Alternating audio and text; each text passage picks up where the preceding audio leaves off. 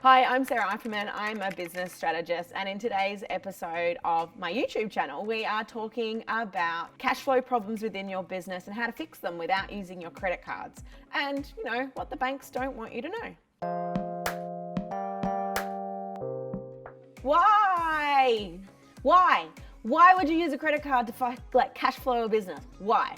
Okay, so a couple of reasons. Sometimes people start businesses without any cash, right? So the next best option is get a credit card, just swipe it through, off you go. The problem with that is that then you're always beholden to the debt that goes with it. Like we've talked about in previous episodes, it's about doing your planning and knowing when things are going to cost and how much they're going to cost so that you can plan for them. So cash flow in a business usually gets caught for a range of reasons. One, you didn't have enough to start with and you started on a whim and needed a credit card. Two, you're dependent on either sales or your purchasers paying you within a period of time. So you can control that a little bit more with your point of sale if it's a product. But if you offer a service or if you're a trade-based business, you're at the beck and call of when that department is going to pay you, and that could be longer than you expected.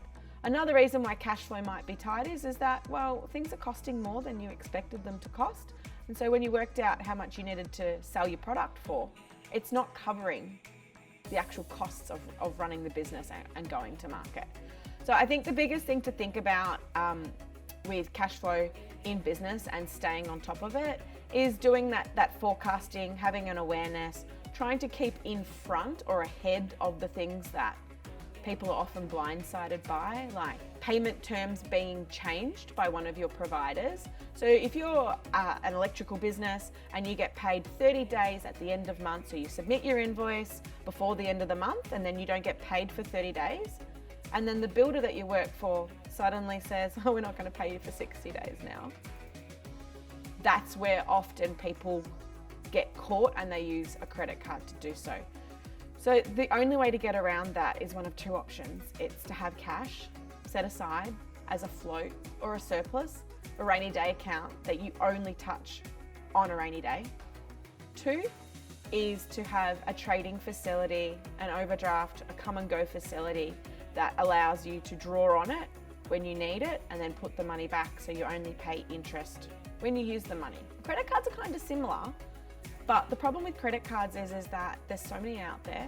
Often they have really high interest rates, 19, 24, 30%, but they might give you 55 days interest free. And you think, well, obviously that's amazing.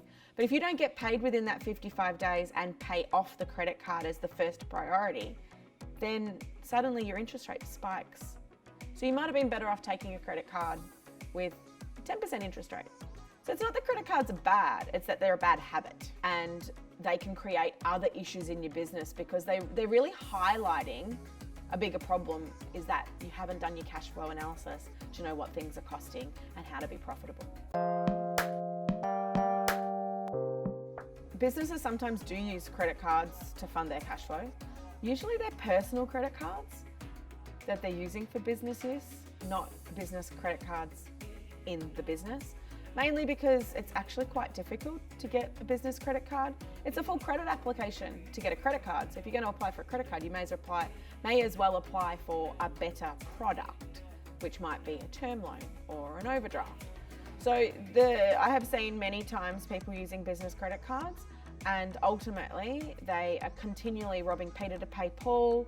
They've got the wrong credit card for the use, like we talked about before. It's got a 55-day interest-free period that they're trying to take advantage of, and then the interest rate spikes, and if you were to amortize out that interest rate across the term that they've used it for, say 90 days, they've actually paid more on a 55-day credit card with a higher interest rate than what they would have if they'd taken a better quality facility like an overdraft or a term loan, or even a different credit card that had a lower rate from the start that they paid interest on from day one or day zero. So yeah, I see it a lot. It is a failure of planning, really, using credit cards to fund cash flow.